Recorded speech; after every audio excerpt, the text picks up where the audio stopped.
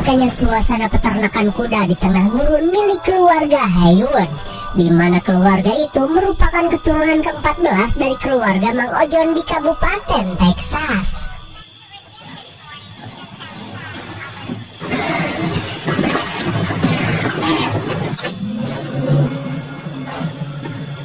Di siang harinya, seorang pria bernama Otis baru selesai membantu ayahnya merawat kuda-kuda, di mana ayahnya Otis merupakan agen penyedia kuda figuran untuk keperluan syuting film-film terkenal. Namun saat Otis akan pulang,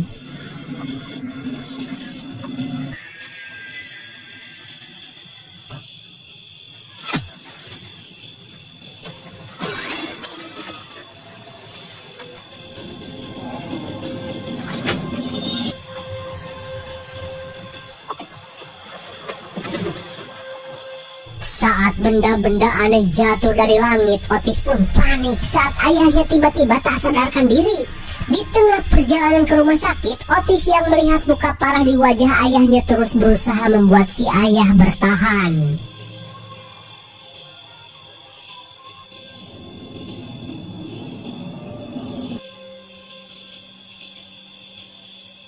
Sesampainya di rumah sakit, Otis pun heran saat melihat hasil ronsen yang ternyata si ayah kelilipan koin dan tembus ke dalam otaknya. Jelas saja hal itu membuat Otis bingung dengan keanehan yang terjadi di peternakannya. Tak cuma itu, sekembalinya ke peternakan, keheranannya pun semakin menjadi-jadi saat sebuah kunci menancap di kuda yang ditunggangi ayahnya. Sebenarnya apa yang telah terjadi di peternakan tersebut? Kalem, karena film pun baru dimulai.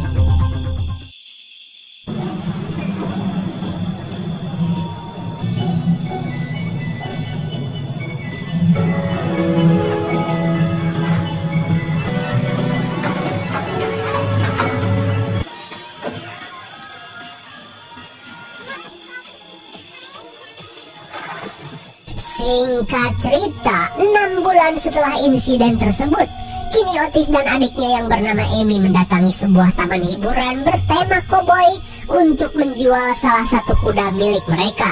Terlebih kondisi keuangan mereka semakin memburuk setelah si ayah kelilipan koin dari langit. Kemudian mereka pun akhirnya bertemu si pembeli yang bernama Glenn. Akan tetapi Otis meminta sedikit kesepakatan di mana ia akan membeli lagi kudanya saat mendapatkan uang bansos dari pemerintah. Mendengar hal itu, Glenn pun berkata, "Yah, ngomong aja dari tadi kalau cuma mau gadai." Dan akhirnya Glenn pun segera menyelesaikan pembayaran. Singkat waktu, malam pun poek. Kali ini Otis mengecek keadaan kuda milik almarhum ayahnya yang belum sempat mereka jual.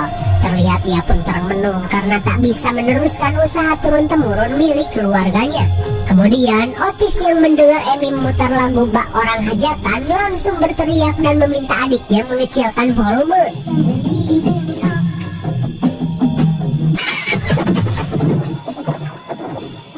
Sontak Otis pun heran saat kudanya tiba-tiba ketakutan dan kabur dari peternakan.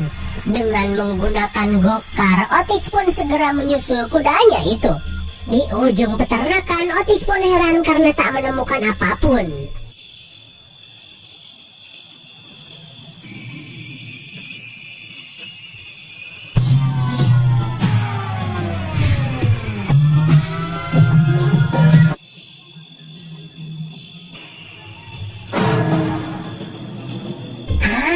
Otis pun heran karena seolah melihat UFO melintas. Apa benar? Dan untuk memastikan insiden aneh yang terjadi, ia pun segera kembali ke rumah untuk mengecek CCTV.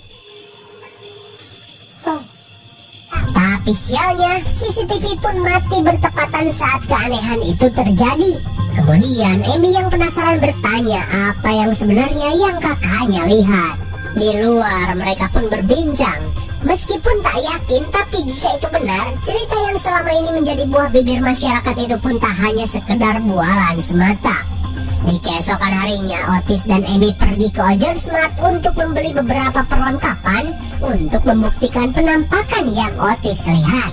Emi pun yakin jika rencana ini berhasil, peternakan mereka bisa viral dan membuat mereka terkenal. Lalu setelah berbelanja, mereka pun meminta pegawai Ojon Smart ini untuk membantu memasangkan kamera-kamera tersebut di peternakan mereka. Singkat cerita, si pegawai yang bernama Torres pun ikut ke peternakan untuk memasang CCTV di berbagai titik.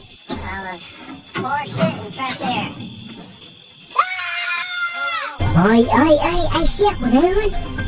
Melihat bawaan Torres yang banyak, Emi yang merasa pekerjaan itu akan cukup lama berniat pergi dulu. Singkat waktu setelah pemasangan kamera selesai, Torres pun memberikan tutorial untuk mengoperasikan kamera.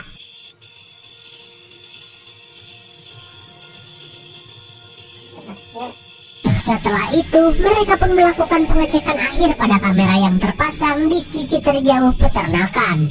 Dan ternyata Torres adalah orang yang memiliki ketertarikan pada misteri-misteri UFO. Ia pun terus menggoda Otis untuk berkata jujur jika mereka sedang mengincar penampakan UFO. Perbincangan pun terhenti saat mereka mendengar teriakan Emi. Dan saat mereka sampai, Emi pun meminta bantuan untuk menurunkan benda yang ia bawa dalam mobilnya. Tapi jelas saja Otis pun curiga dengan apa yang dibawa oleh adiknya ini. Oh, rupa-rupanya Emi membawa patung kuda curian dari taman hiburan Glenn, karena ia yakin jika patung ini bisa memancing kedatangan UFO. Tapi tak lama kemudian mereka pun panik saat melihat Glenn datang ke peternakan. Sambil berteriak, Glenn pun berkata, "Woi, kok patung kudanya kayak kenal ya?" Untuk menutupi kecurigaan Glenn, Emi pun beralasan jika patung ini adalah hasil giveaway dari slot Zeus. Oh, kemudian Glenn pun meminta Emi dan Otis untuk datang ke acara pentas yang akan diadakan di taman hiburannya. Singkat waktu, setelah semuanya beres, Torres yang berharap mendapat uang rokok berusaha mengulur waktu untuk pergi. Tapi karena Otis dan Emi tidak mengerti dengan kode kerasnya, ia yang kesal pun pergi saja. Singkat waktu, malam pun kembali poek. Kali ini, Otis menyiapkan senjata ala kadarnya untuk berjaga-jaga jikalau alien itu benar-benar muncul.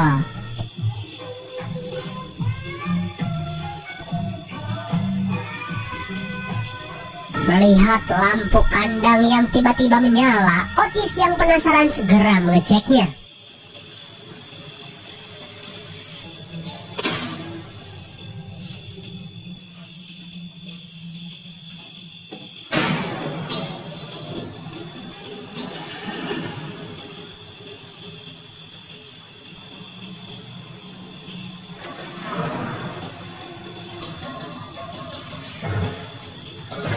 Di tengah kepanikan, Otis berusaha merekam penampakan makhluk itu.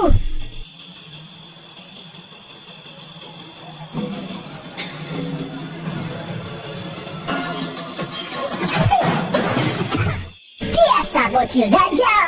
Rupanya bocil-bocil ini adalah anak buah Glenn yang diperintahkan mengerjai Emi karena sudah mencuri patung kudanya.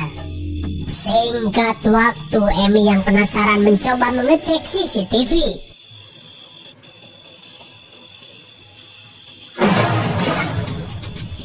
Dikira alien bermata sapi, ternyata itu adalah congcorang. Kemudian Emi dihubungi Torres yang memberitahu jika salah satu kamera tiba-tiba mati dan seakan terkena radiasi. Di sisi lain, saat Otis akan mengandangi kudanya, tiba-tiba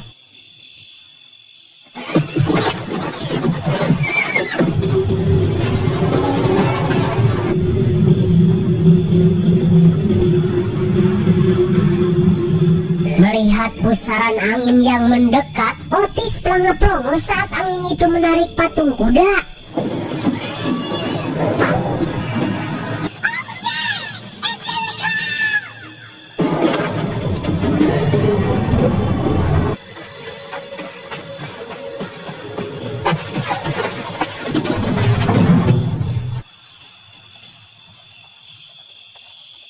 Untung saja Otis berhasil bersembunyi sebelum UFO itu menariknya.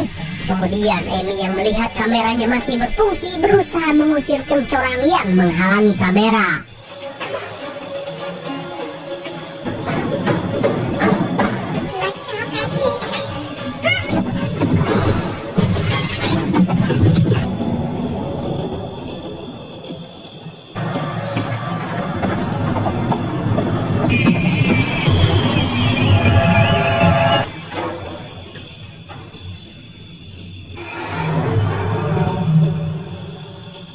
Setelah kejadian aneh yang menelan korban seekor kuda, Emi pun membujuk Otis untuk pergi saja dari peternakan ini.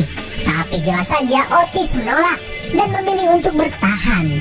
Terlebih, ia memiliki tanggung jawab untuk menjaga peternakan yang telah diwariskan sang ayah. Mendengar hal itu, Emi yang solid kepada kakaknya mau tak mau tetap menemani Otis untuk tinggal di peternakan. Di keesokan harinya, Emi menghubungi seorang produser terkenal dan mengajaknya collab dalam proyek UFO yang mereka garap, di mana si produser yang bernama Holmes ini merupakan seorang ahli dalam pembuatan film-film dokumenter reality show, termasuk salah satunya adalah film Hidayah dan Azab Kubur. Tapi sialnya, Holmes langsung menolak ajakan tersebut karena merasa apa yang Emi katakan hanyalah kehaluan dan hoak belaka. Setelah telepon ditutup, tiba-tiba Torres datang dan langsung pelengap-pelongok melihat ke arah bukit. Saat Otis dan Emi keheranan, Torres yang merasa mereka tidak menyadari sesuatu segera mengajak mereka mengecek rekaman CCTV.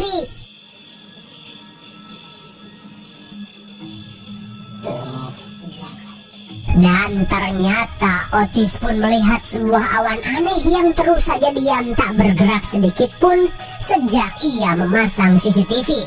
Setelah melihat keanehan itu, Otis kaget jika selama ini makhluk itu sudah menetap selama berbulan-bulan. Namun Otis merasa jika apa yang mereka lihat bukanlah sebuah pesawat UFO. Singkat cerita, karena badai akan menerjang, Torres pun membungkus kamera CCTV agar tak rusak. Sementara itu, Otis menemukan brosur di tumpukan kuda. Merasa UFO itu akan terpancing kerumunan penonton, Otis pun langsung pergi ke tempat Glenn untuk memperingatkan semua pengunjung. Di sisi lain, pementasan drama koboi-koboyan pun baru dimulai. Terlihat antusias penonton saat Glenn si koboi masuk ke acara pementasan dan mempertunjukkan kuda hitam yang ia beli dari Otis. Namun tanpa ia sadari, sebuah bahaya telah mengintai mereka.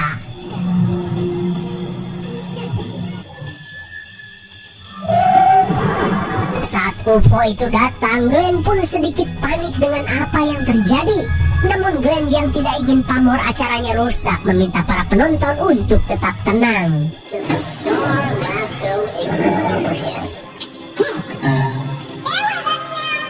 Now sit back, stay in your seat.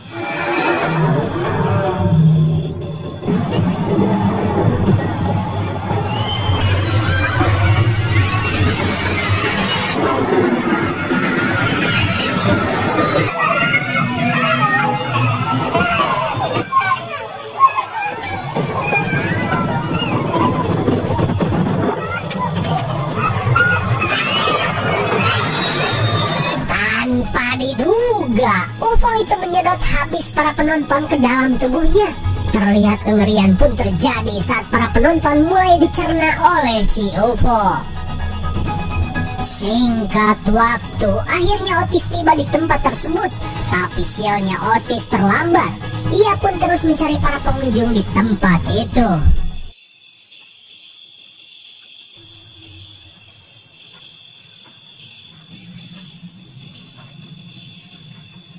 Sontak ia pun heran dengan kondisi tempat pertunjukan yang sepi dan hanya menyisakan kudanya yang berada di dalam kandang.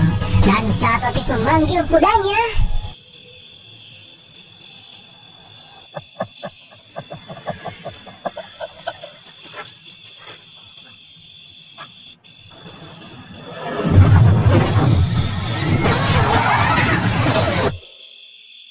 untung saja Otis tertahan bangunan dan tak tersedot oleh UFO.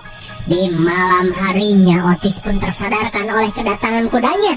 Kemudian ia langsung pergi dengan membawa kudanya itu. Kemudian Otis langsung menghubungi Amy dan memintanya untuk berlindung, karena ternyata sosok itu bukanlah UFO, melainkan alien raksasa yang memakan semua pengunjung.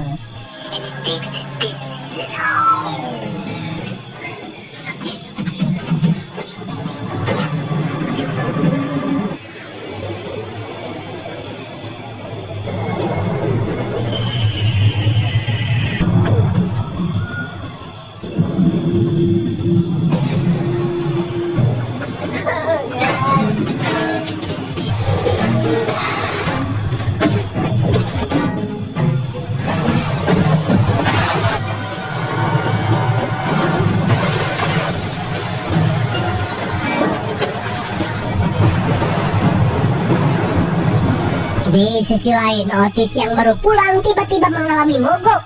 Ia pun kaget saat melihat makhluk itu berada tepat di atas rumahnya. Selang beberapa saat, hujan yang deras tiba-tiba berhenti. Ia pun merasa jika UFO itu berada tepat di atasnya.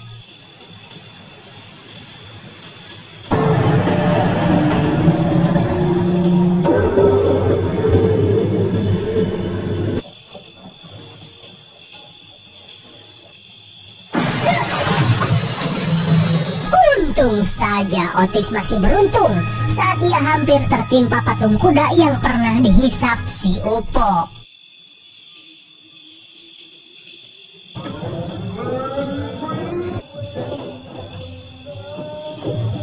Di keesokan harinya, Otis yang terbangun berniat untuk menjemput adiknya bersama Torres. Terlihat kekacauan yang terjadi setelah UFO itu memuntahkan barang-barang yang tak bisa ia cerna. Saat mobil kembali mati, ia pun sadar jika UFO itu masih berada di tempat ini.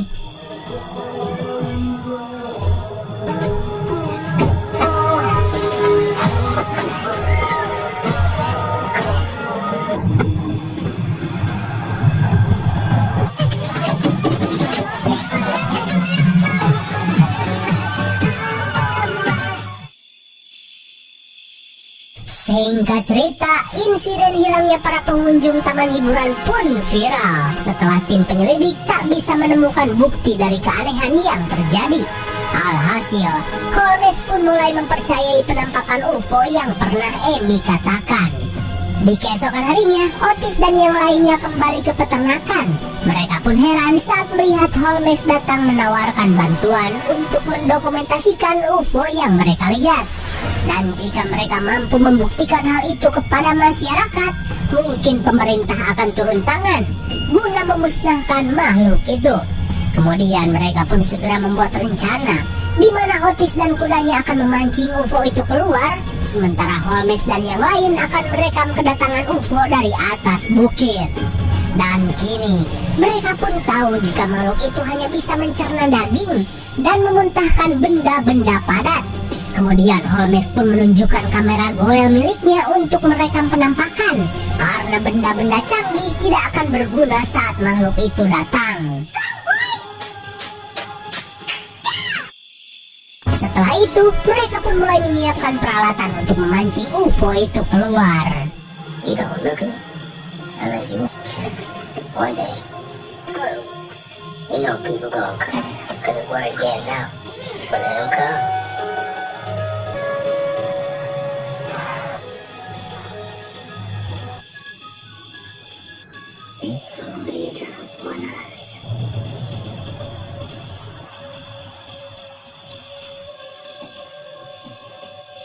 I'll fuck with you.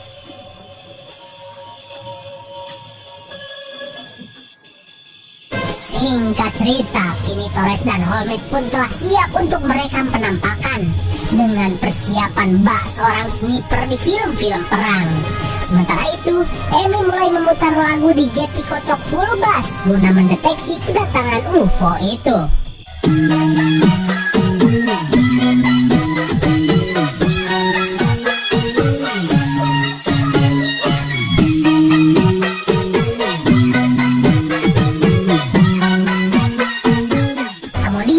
Otis bersama kudanya segera memancing UFO itu keluar.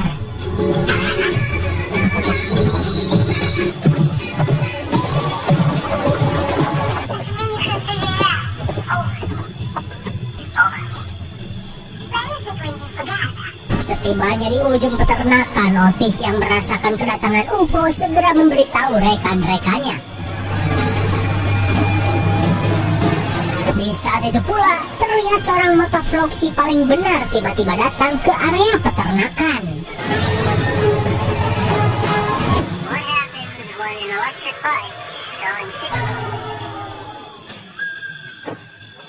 Akhirnya, si vlogger sok jago pun mubui saat memasuki area pengintaian UFO. Kemudian Otis yang melihat si vlogger masih hidup berusaha untuk menolongnya.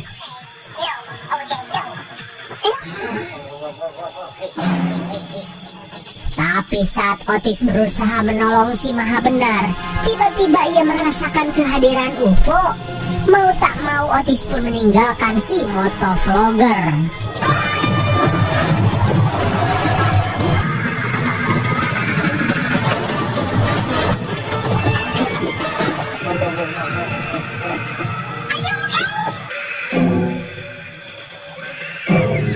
Setelah itu, Otis memancing makhluk itu mendekati peternakan agar Torres dan Holmes bisa merekamnya.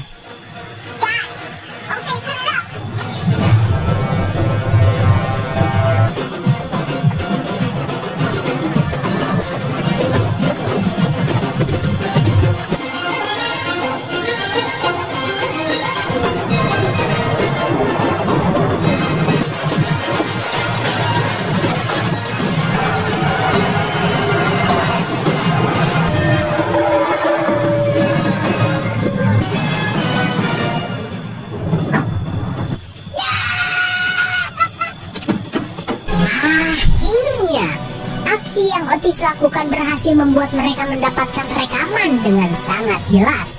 Amy dan yang lain pun terlihat lega setelah Otis berhasil selamat dari kejaran UFO. Akan tetapi, Holmes yang belum puas dengan video yang ia dapat, malah nekat naik ke atas bukit guna mendapatkan rekaman yang lebih jelas.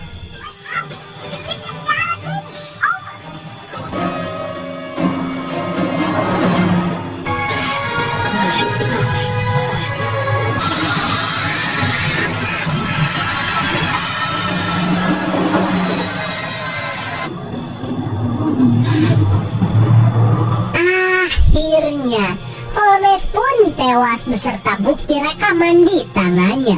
Suwe. Dan kini giliran Torres yang diincar.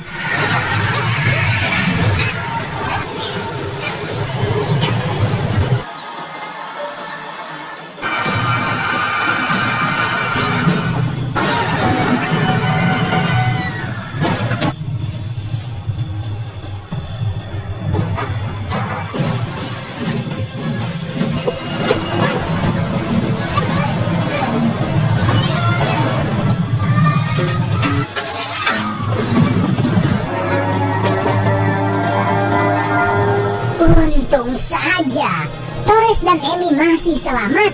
Di tengah kekacauan yang terjadi, Amy yang panik berusaha kabur untuk meminta bantuan. Dan bisa kita lihat, ternyata UFO itu berubah menjadi ubur-ubur berukuran titan. Melihat adiknya dalam bahaya, Otis pun nekat dengan berniat mengalihkan perhatian si ubur-ubur raksasa.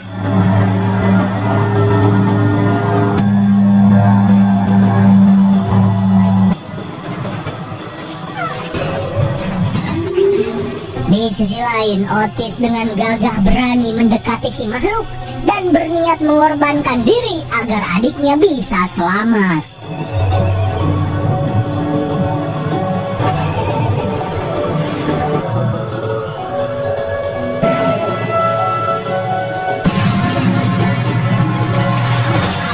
Terlihat Amy pun bersedih dengan pengorbanan yang kakaknya lakukan. Saat motor kembali berfungsi, Amy pun segera menancap gas seedan-edannya. Tapi sialnya, si makhluk tak membiarkannya pergi begitu saja.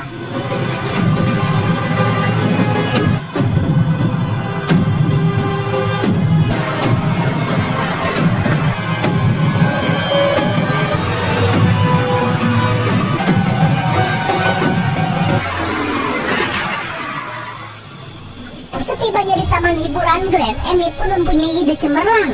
Amy pun langsung melepaskan balon helium raksasa untuk mengacaukan si makhluk.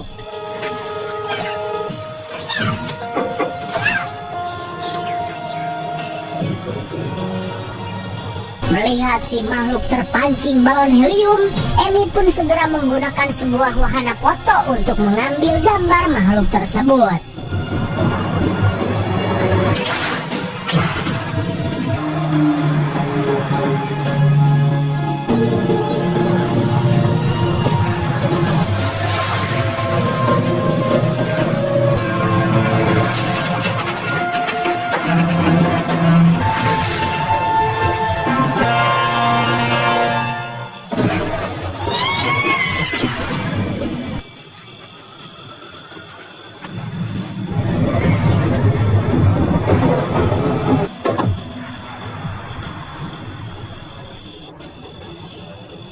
Bagaikan ledakan karbit 1 ton, akhirnya makhluk itu pun pucat setelah keselak balon berisi gas helium.